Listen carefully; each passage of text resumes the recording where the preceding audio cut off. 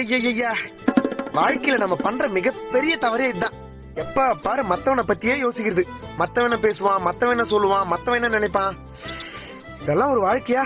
நான் மாப்பிள வெட்டியா இருந்த நீ வெளியூருக்கு வேலைக்கு போனியா? எப்ப வந்த? இப்பதான் பெட்டியில நான் துணியா யோ, நான் கஷ்டப்பட்டு உழைச்சு சம்பாதிச்ச 30 லட்ச ரூபாய் பணம் பெட்டியில இருக்கு. அட என்ன மாப்பிள சொல்ற? பரவாயில்லையா? வீட்டுக்கு சாப்பிட்டு போவ. பணத்துக்கு கொடுக்கற மரியாதையை மனுஷனுக்கு குடியா?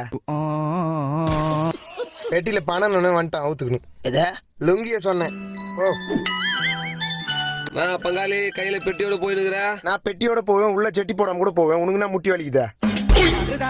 பங்காளி நான் என்னமோ பெட்டி ஃபுல்லா பணம் இருக்கிற மாதிரி இடக்க முழுக்க பதில் சொல்லுங்கிற. முட்டா பையில நான் உழைச்சு சம்பாதிச்ச 30 லட்ச ரூபாய் பணம் இருக்கியா பெட்டியில?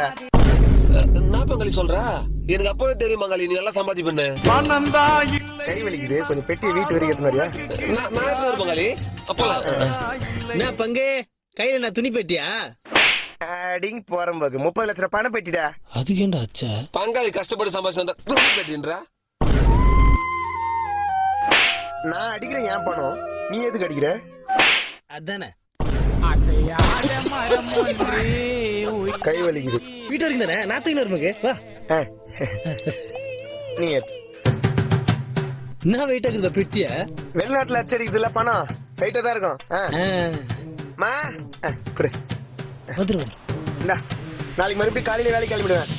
நீ என்ன பண்ற? 2 பெட்டில அழுக்கு துணிக்குது, துவைச்சு வச்சிரு. பங்கு பெட்டியில 30 லட்ச ரூபாய் பணம் இல்லையா?